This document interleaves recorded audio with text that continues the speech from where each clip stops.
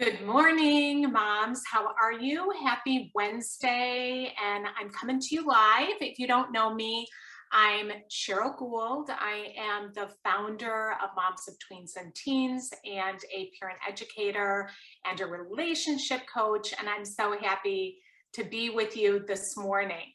And today I am answering your questions, but I talked a lot about family relationships and connection and communication last week.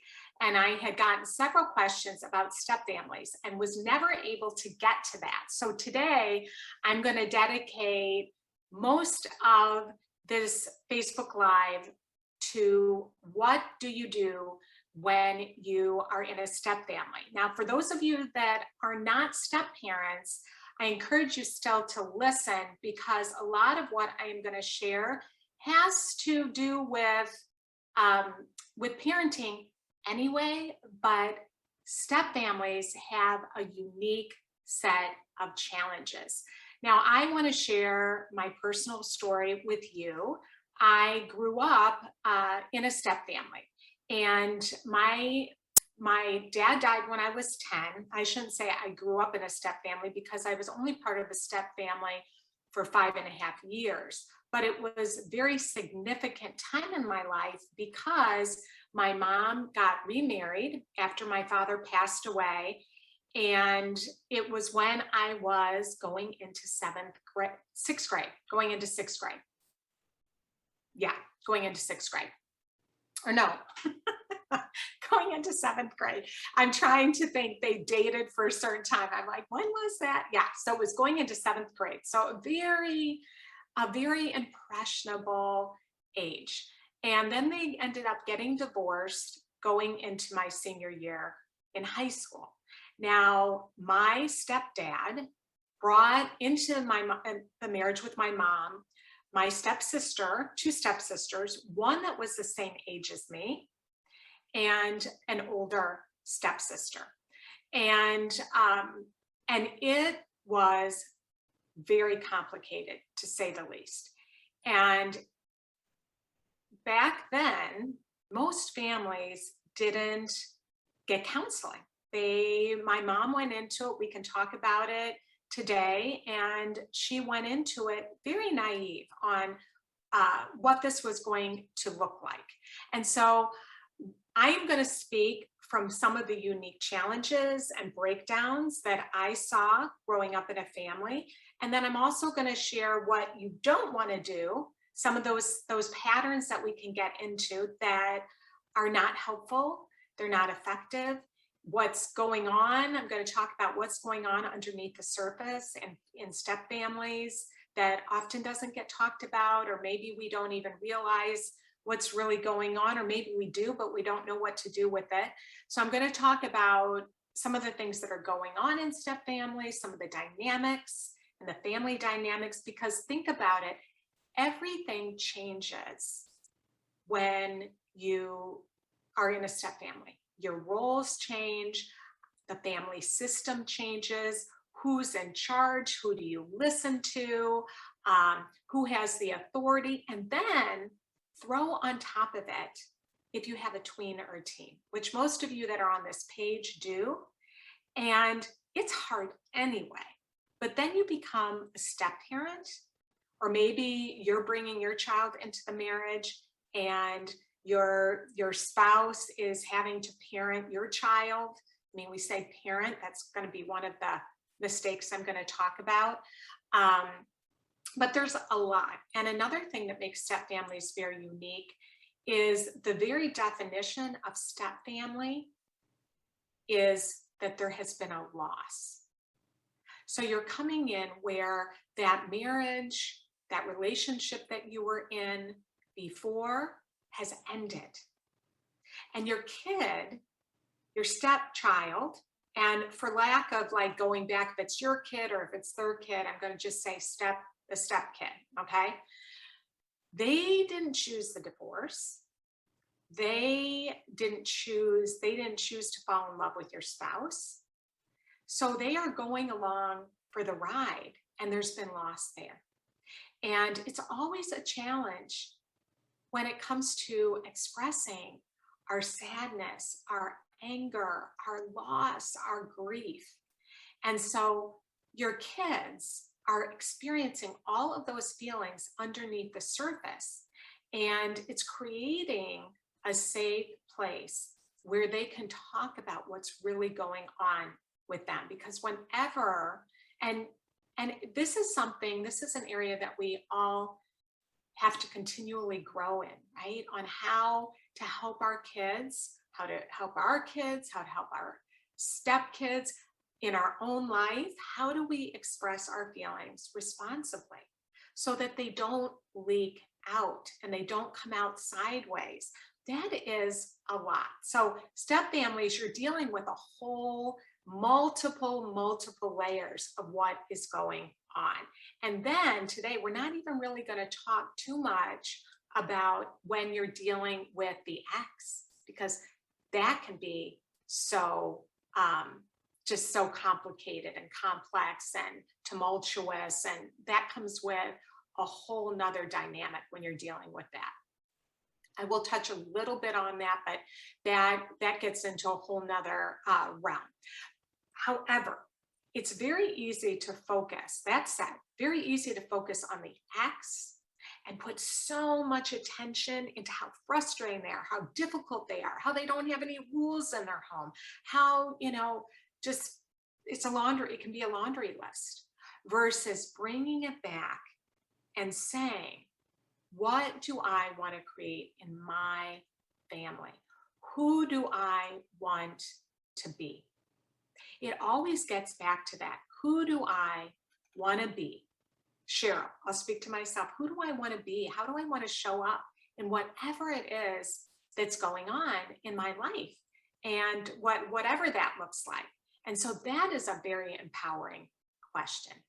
Who do I want to be and how do I want to show up? Because it's so easy to focus on our kids or the ex or whoever, our spouse or our kids that are being frustrating. And so we have to always bring it back to ourselves. So I'm going to go over to my notes, and I want to talk about some of the pitfalls. So I shared a little bit of my story, and I'm going to weave it in, okay, to what I'm sharing. I want to talk first about some of the challenges. I touched a little bit on it when I talked about loss and grief that kids and step families are feeling and experiencing. So they've had a lot of loss and they've had a lot of grief. And kids don't know how to express their feelings responsibly. So we just have to acknowledge that a lot of times they don't know how to talk about what they're feeling. And so it may come out in different ways. Now, one of the challenges of a step family can be, and if you're a step parent listening to this, not everything is going to apply here. So take what applies to your family and leave the rest. But usually there can be feelings of loyalty, issues around loyalty. So there's the other step parent. Sometimes you're widowed, but they may have this loyalty to the other parent. Even when my dad had died and I all of a sudden had a stepdad, I did have a loyalty, like, he's not really my dad, and I don't really know him. I don't really know, does he love me? That was a question, and that takes time. And I was thinking, I was just so longing to be loved by a father, and I was grieving my dad's loss, which my family did not even talk about. We just swept my dad's death under the rug. Nobody really was outwardly grieving.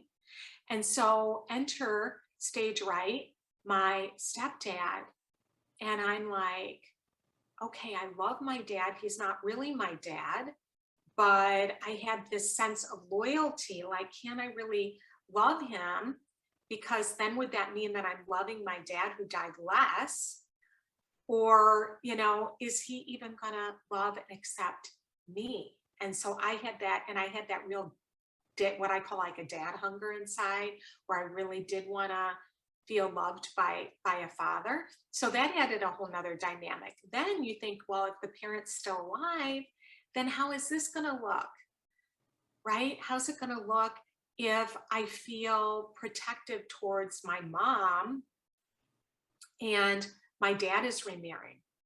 And so I'm still feeling that loyalty to my mom, and I'm still dealing with that grief that they split up and struggling to accept that. So there's a lot of feelings. So there can be a natural jealousy that can take place.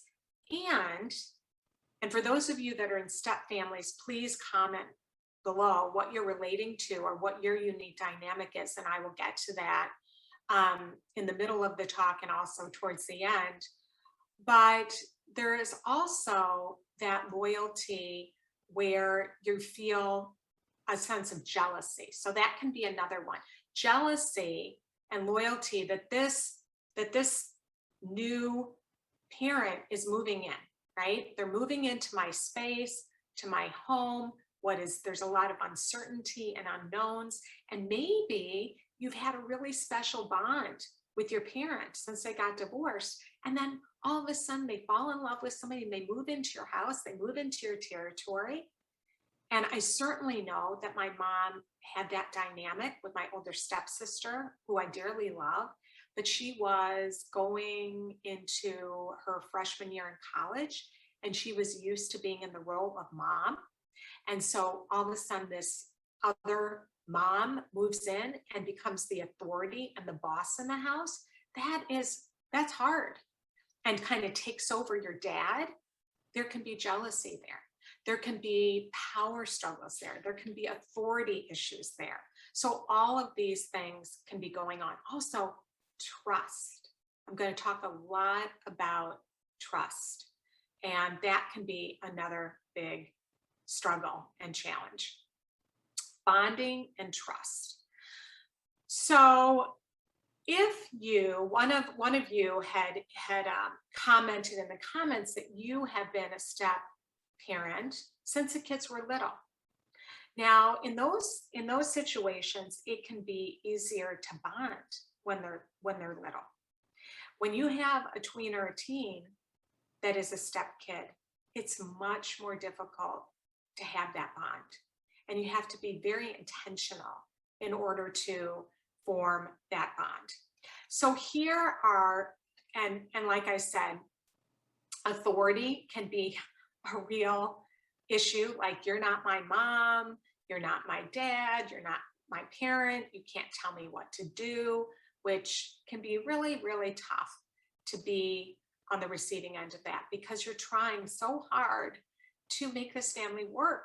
You want your family to work. You want to be able, chances are, some kids are really difficult and you might not be able to honestly say, I really want to get to know my stepdaughter or my stepson if they're very argumentative and they're not accepting you because it hurts. But chances are, even despite that hurt, you really would like to have a relationship and be able to have this new closely connected family, and also not have the strife and the stress that can put on your relationship with your spouse. And that's another huge challenge, is so much of this puts stress on the relationship between the spouses and the husband and the wife. And I know for my mom and my stepdad, that was a real breakdown in their relationship. I'm not going to get into finances. Finances can be another big one. And there's really good resources. If you're interested, you can DM me or you can email me, and I can share some of those resources with you.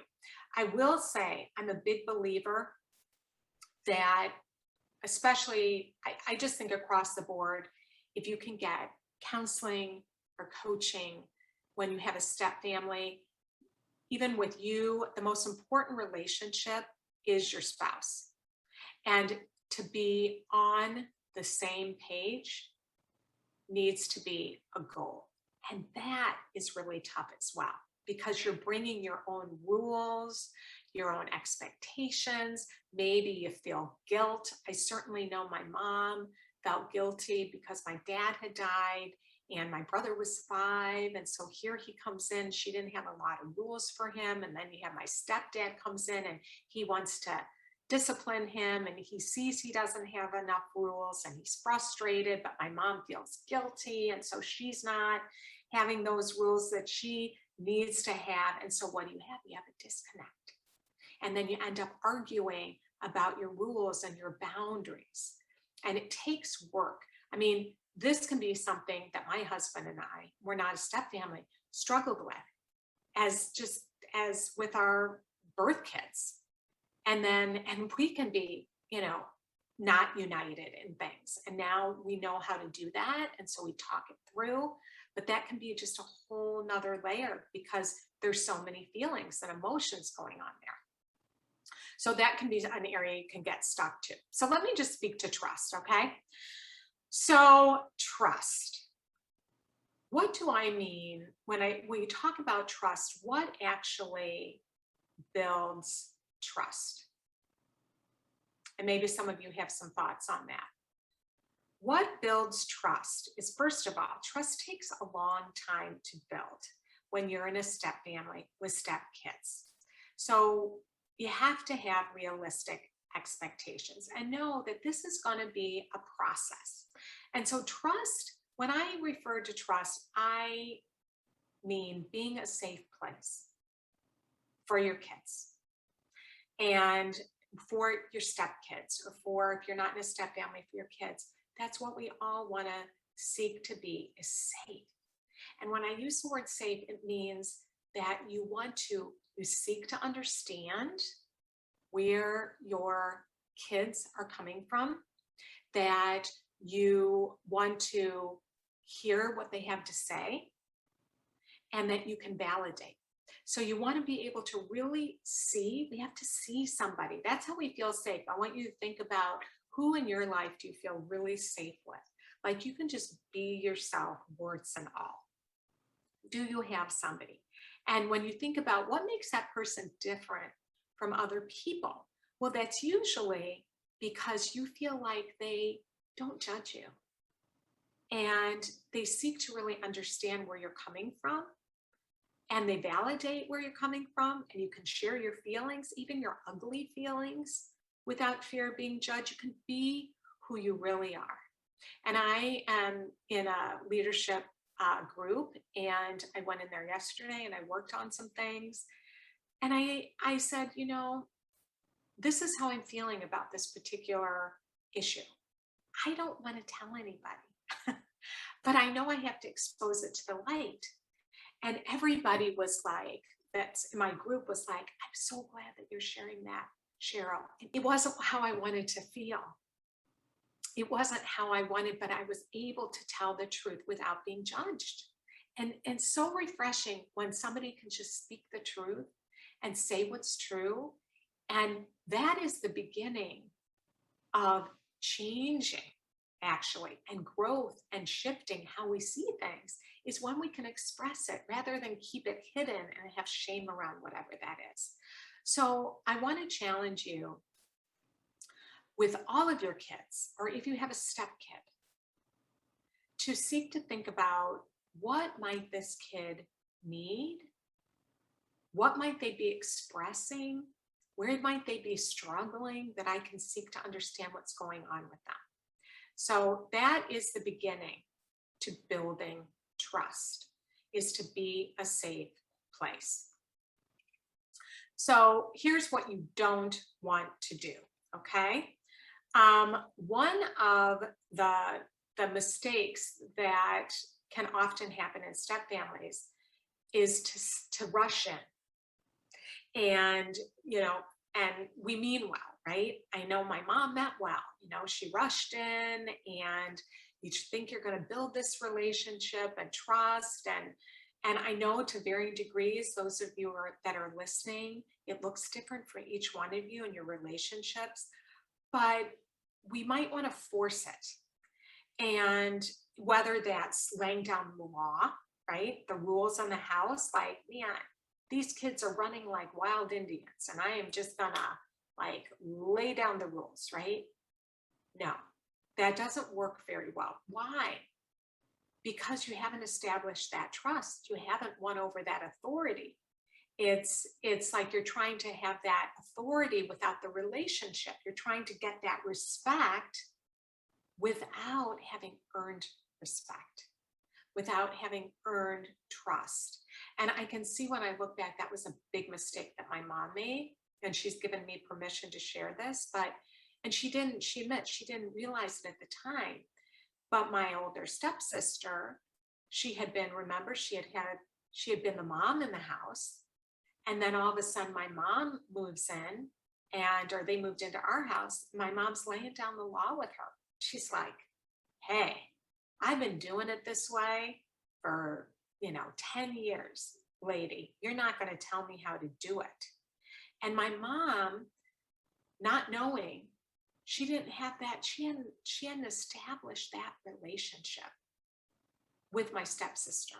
She hadn't, sought to get to know her and to hear what it was like for her that her dad had married my mom.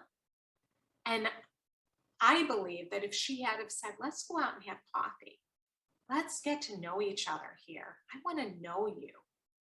I want to know how you feel about this. I mean, now that takes a lot of maturity on our part to be able to sit back and hear, like, what if they say, well, I really don't want my dad to marry you, right? Then I'm mad he married you. That would be hard to hear. But yet, again, if we can just really strive to be that safe place, if you think about it, and you think about somebody that it's caused you a lot of pain in your relationship with them, whether it's a parent or, somebody that was a family member, and you have pain with that person, what would it have been like to be able to go to them or go to them now and be able to say, when did X, Y, and Z, it really hurt. It was really wounding to me. I mean, not that you're going to use those words, but it was so hurtful. And what if they came back to you and said, wow, I can see how much that would have hurt. I can see that, that was a big mistake that I did that on my part. Wouldn't that be so healing? You'd feel heard, you'd feel understood, and that repair would happen. And maybe not fully, but there would be healing. And that's what we are, all of us as human beings, there's all kinds of areas in our lives where we need healing. And so that's the basis of being a safe place and building trust. Now, again, I know that this is such a process and it takes time. And so that is going to bring me to the next, point, is to go slow, to have realistic expectations that this is going to take time. Researchers, when I did some research on this preparing, researchers say at least 2 years. And why? Again, because there's been loss, you're having to adjust to a new family, all these different personalities, you're having to adjust to a new role in the family. The whole family system has changed. And so everybody's got to get like their sea legs, right? And then there's also been that loss that has happened. So just understanding that. So don't rush in or force it. And also a big mistake is to force like mandatory bonding time with your tweens or, with tweens or teens. Go follow their lead. It's like I call it sprinkling seeds. Focus on your relationship with them first. Think about what speaks love to this kid. Maybe they have a special candy they like. It could be really small. Maybe my son loves those red jellyfish, whatever those are called. I can't think of what they're called in the moment, but he loved those fish. And so when he was pulling away and he wasn't talking to me as much in the teen years, I would think of little things that I could do to let him know I was thinking of him. That is a way of seeing someone and to say, hey, I noticed you like those red fish. I bought you some at the store today. Wow. Another way, now this is going to sound kind of funny, but I want you to try it, is just comment on what you see. Oh, I noticed you've got your new shirt on today. I have a friend that is a teacher and she teaches the high school kids.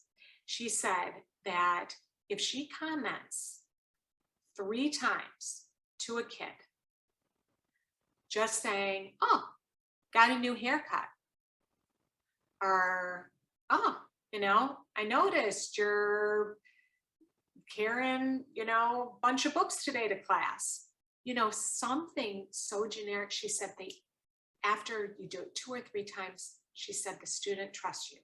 Why? Because tweens and teens are always skeptical. They think, are they trying to flatter me to get something? Is this more about them or is this really about me? And so when you just notice something and comment on it, you're seeing them, but you're not attaching like any sort of flattery. You're just acknowledging them. And they think they see me. They see me at the most basic level. So start noticing like what they might like and think about or little acts of kindness, little things that you can do and follow their lead. And when they're ready for more, they will show you. Like, don't expect them to hug you. Don't expect them to, if they're allowed to be slobs at their other home, don't expect them immediately to just get right to it and start cleaning up at your house. You have to embrace that you're not going to be able to just rush in and change everything all at once. It's going to be building that. That's a mistake we all make with our kids, is we kind of rush in to give advice, tell them what to do, nag, lecture, you're not doing it right, which creates this wall. So we have to go in slow. Okay, so again, set realistic expectations. It takes time to develop trust. It takes time to develop new boundaries and new rules. It takes time to even adjust to getting married, to having this new relationship. I mean, think about, it's hard enough when you first start out before kids, and then here all of a sudden as step family, you bring everybody together, right? And so there's going to be challenges. These are some of the common ones that step families face: trust, bonding.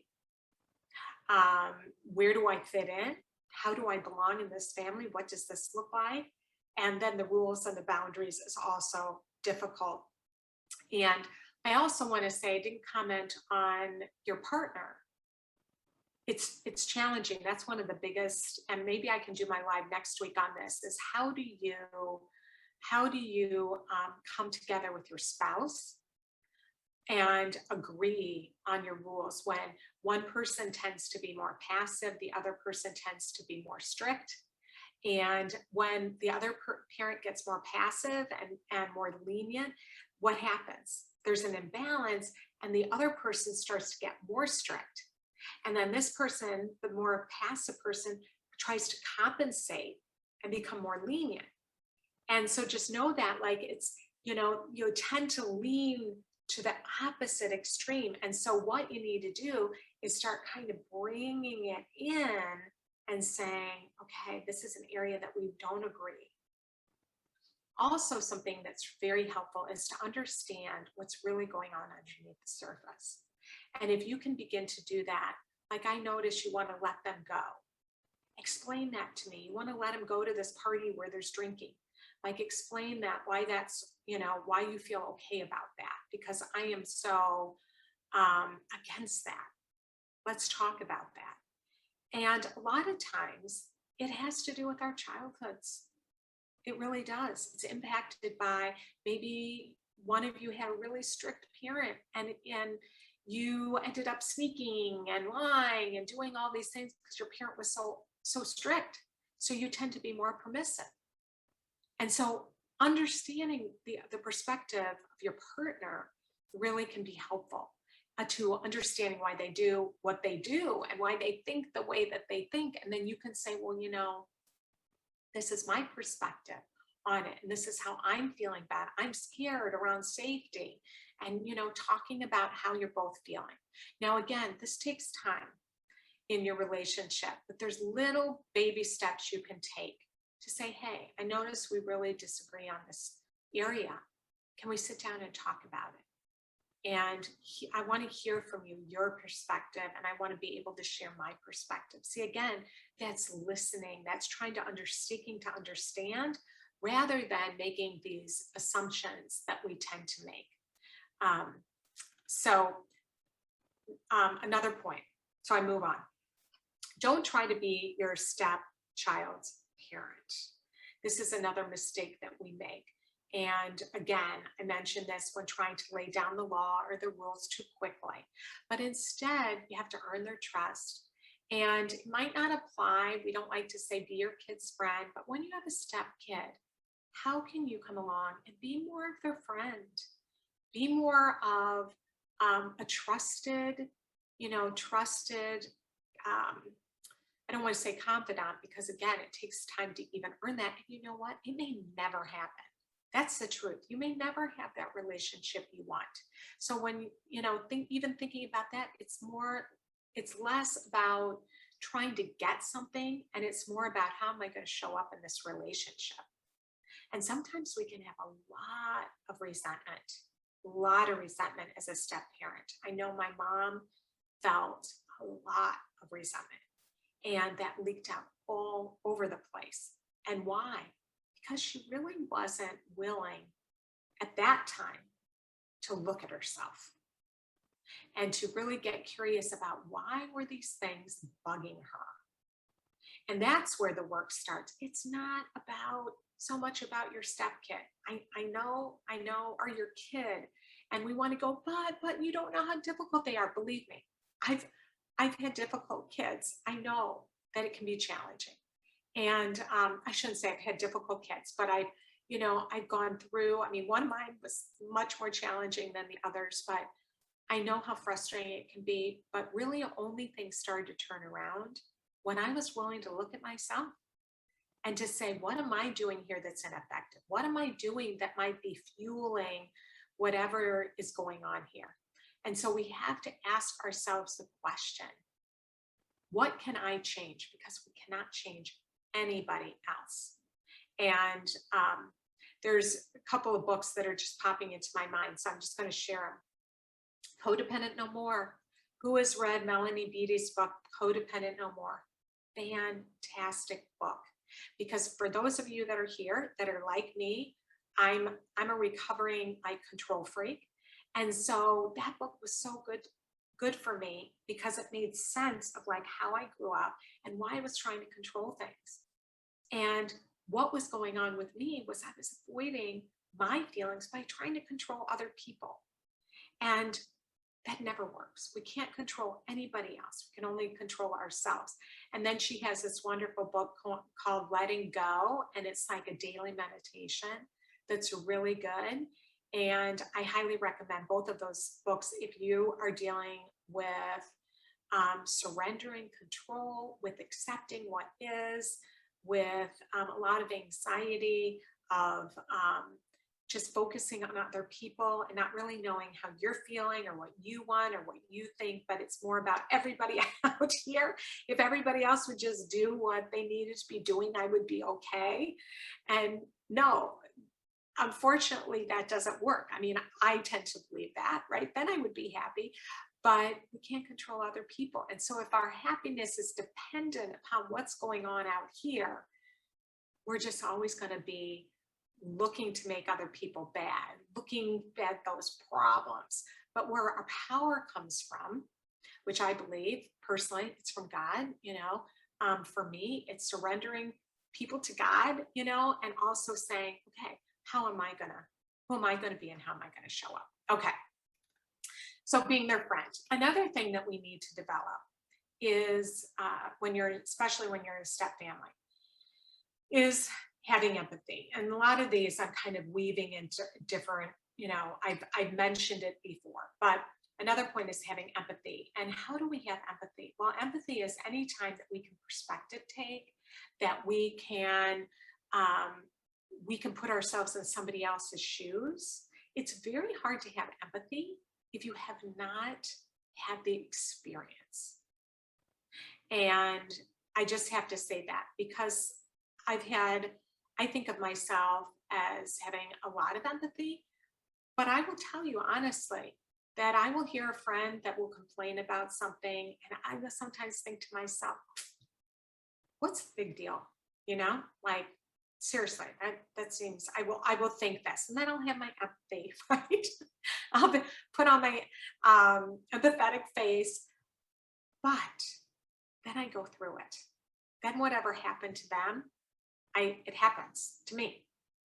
And I'm like, oh, I was thinking that was no big deal. And here I am. And a small illustration of this is when my kids had braces, you know, and I remember, and I had braces, but I had not remembered how painful it was. And they would not, I gave them, you know, some Tylenol or whatever. But I remember one of my kids would not stop complaining. And I was like, enough already, gosh. And then I got a retainer. And he tightened it. I mean, that's just, and I was like, oh, holy cow, this retainer. I mean, my whole mouth hurts. I couldn't believe it. I'm like, here I was being so hard on my kid in my head, thinking they were such a whiner and complainer. And now I've got this retainer and it is killing me. So we forget sometimes too what something was like.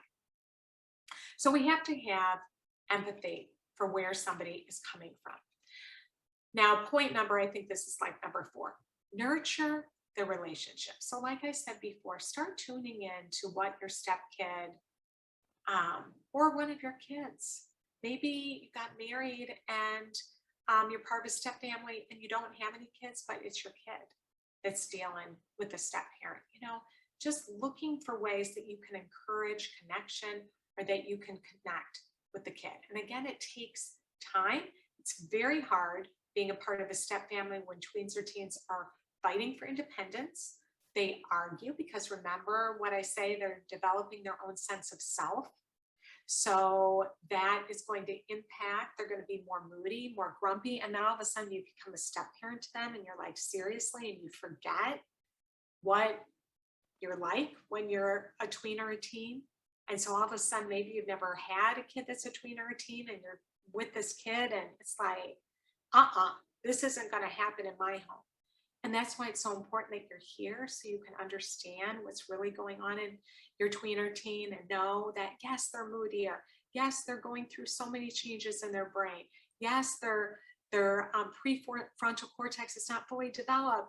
Their amygdala is on fire. That's their fight, flight, or freeze. So they're going to argue more. They're going to get angry. They're going to have emotional outbursts because they don't know how to regulate their emotions. All those things are going on, and they're pulling away. So you might feel especially rejected. So again, it takes time. But how can you nurture the relationship? So here's some thoughts: acts of kindness. When they're ready, spend one-on-one time and let them decide what they want to do. Do something that they enjoy and start small. There's little investments that you can make. If they like Starbucks, they don't want to sit with you in Starbucks, have you staring at them, then drive through Starbucks and just drive them to Starbucks, maybe even before school, if that's your thing. And then spend time together as a family. Again, hard with tweens or teens when they don't want to be with you as much, but think about what might work for your family. What might you enjoy doing? Maybe pick a movie or a TV series to watch together that they want to watch and join them. There's a good resource that I can share in the comments, and there's a book and she gives all these wonderful ideas of how to connect as a step family with your step kid. And I thought that they were very good. You know, just if they have a hobby, you know, and they collect stamps, for example. I don't know very many kids that collect stamps anymore, but if they collect stamps, maybe you get them some stamps to add to their collection. So you be interested in what they're interested in. And I also, if they're willing, take the love languages test. Encourage them to do that. And because we often speak out of our own love language, And so getting to know your kids' love language and your stepkids' love language can be so helpful because it might be acts of service. It might be time. It might be gifts. And so knowing what that is can be so helpful to helping them to feel cared for by you. Check in with with your kids. So this might, rather than like just firing a bunch of questions, it might be something like, how can I support you? How you feeling? You know, they might not tell you, but just that you ask, is goes a long way. And then listen more than you do anything else. That whole listen 80% of the time and talk 20% of the time. And more than anything else, um, work on your relationship with your spouse and focus on that, because when your kids see you communicating in healthy ways, it is going to make a big difference in what they see, what you model, and how they learn to communicate. And don't let conflict build up. Learn how to resolve conflict, learn how to work through it and talk through it. A lot of times, what happens is we bring, if we haven't grown, if we haven't done some work on, if there was a divorce, let's say, and we haven't worked on that. Now I can say this because my oldest she is not with her partner that I have two grandkids, and they split up. And I said to her, the most important work that you can do is on yourself so you don't repeat that pattern, right? So you learn from it. And I'm a big believer. It's like, so we don't repeat patterns. So how did maybe communication break down in that relationship? And what can you learn from that about your own way of communicating? And it might be, I avoided conflict. My mom would say that. She said, and I'm a recovering conflict avoider, and nobody likes conflict, but keep what I call short accounts. If you see that resentments are starting to build up, then go back and say, I noticed when that happened, I felt. That's it. That's all you got to say. And I've been really practicing that with my husband. I'm always practicing it, but I was reminded of it talking to a friend. Always have feelings. Like sometimes we get mad when we're feeling something we're not expressing. Like we've got our house on the market right now, it's not selling. And he was talking about something, and I just noticed I wanted to get mad. And when we were talking about it, and I said, okay, what am I feeling? And I said, I'm feeling scared about this. Rather than lashing out at him, what I was really feeling was scared. And when I get scared, that's when I tend to lash out. So being able to share feelings can be really powerful. Like I noticed my feelings, I felt hurt when you said that. Can we talk about it? And one of the big things is not being defensive, so if you can say to your spouse, I want to be a place where you and I can start just talking about what we're feeling and start working through conflict, learning how to do that with each other while keeping short accounts, that is really important. And you know what? Even if you know how to do it, it's something we all have to work on continually, because conflict comes up all the time. And so keep short accounts and work on learning how to do that. Okay, gonna go over here. Sally, I'm so glad my daughter is done with braces, but my son is next. Oh, my friend calls her stepchild her bonus child. I love that, and isn't that neat? Because that, to be called that, to know that, I almost feel choked up hearing that, like to know that you're being referred to as your bonus child, that to a step kid to be, you think about what we all long for. We all, now maybe you have a really angry step kid that's really difficult to like, and that's just true. And you can say, you can admit what's true. I don't like that part of myself, but it's really difficult for me to like my step kid. But we all long to belong. We all long to be accepted unconditionally, to be understood, to be heard. And we all form protective. We all have like this armor that we put around ourselves. And so what's yours? Like maybe to protect yourself, you're a conflict avoider. Maybe to protect yourself, you lash out and you attack because anger was the only way that you felt heard in your family, and that would back people off. Or maybe you went and hid because it was like nobody was going to hear what you had to say. So you just hide out and you store up these resentments in your heart. And so asking, what's my style? We do different things with different people as well. So we can understand ourselves, but also asking, what is my kids or my stepkids' way that they protect themselves? Because remember, in a step family, they've already been hurt. And to think, if I let myself, and this is something that I experienced, if I let myself get attached to this step parent, they might leave. If this relationship doesn't work out, there's always that question that it might not last. And I definitely felt that, although at the time I didn't realize it. And they did get divorced, and my stepdad did move away.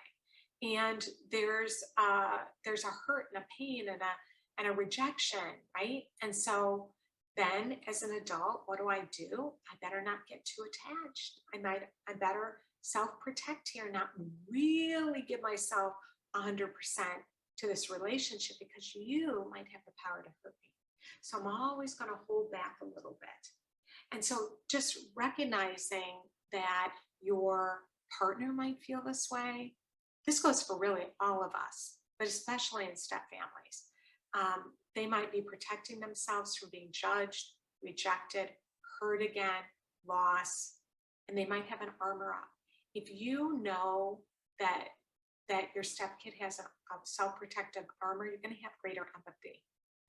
And you'll go in slowly, understanding them, having more compassion for them. I'm not saying that it's not going to be difficult. It's not going to be bumpy. But as a parent that has not been a step parent, but was in a step family, I'll tell you across the board, the one thing with my kids, now that they're older, they're not tweens and teens anymore, I can tell you that everything that my different kids have gone through, especially the one I struggled with the most, having a relationship with our kids is what it's all about. Having a healthy relationship, because they're going to make mistakes. There's going to be times where they're going to make decisions that you don't like. But if you can preserve that relationship for no matter what comes, that's the most important thing that we can do. And so that's what I want to encourage you to think about. Like, how can we look at ourselves, say, okay, how do I want to show up today? And you know what? It's a process too, because there's things I'm working on right now. I am not arrived. Like, I know where I want to be, but I'm not there yet. But I'm working on it. And we're always works in progress. And so are our kids. And especially in step families, it's a work in progress. And there's a lot of different moving parts and a lot of dealing with exes. Now, I will say one more thing in closing, because I have to go, but don't use your kids. And what do I mean by that?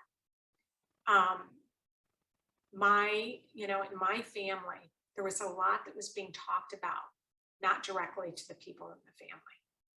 And it would be talked about over here to me. I was kind of like the mediator. It makes total sense I do what I do because I could see everybody's perspective. So somebody would come to me here, somebody would talk about the other person here, somebody would talk, and I would be like trying to mediate it all, which was not what a kid my age should have been doing. And many of you have been mediators in your family. But what should have been happening And this again is something that we have to learn how to do. And we often avoid it because we don't know how to do it. But it's actually courageous. And that's to go right to the person and say, hey, I want to have a good relationship with you. So I want to talk about how I'm feeling and what I'm thinking, and how I'm feeling in our relationship. That is so courageous. And we often avoid that and want to talk about the person behind their back. Don't use your kids in that way. Don't be talking about your other stepkids. Don't be talking about this goes across the board too, with like talking about one of our kids that we're struggling with our other kid, right? Or talking about our spouse to another kid. Deal with it head on and directly. And I'm noticing, I'm feeling, can we talk about this because you matter to me and I want to have a good relationship with you. And I really don't know how to talk through conflict. I feel scared coming to you, but because I want a good relationship with you, I don't want to be talking to anybody else but us. That's what we want, right? We want to all be courageous. So anyway, thank you for joining me. And I would love to hear from you. Email me with any questions for next week at Cheryl@momsoftweensandteens.com or DM me. And also, I would love to hear how this spoke to you. If there was one takeaway that you're like, oh my gosh, that really resonated with me, or that's something I want to work on right now, you can share like, okay, this is an area that that I want to focus on right now. Because writing things down, even on our computers or phones and typing it out, it increases the chances by like 50% that we actually do it. And it's pretty darn powerful. So have a great week. I will see you back here next Wednesday at 9 a.m., except for a few of you that are in the inner circle. I always do a live coaching call on Fridays. So anyway, all right, great to be with you, and reach out to me. All right.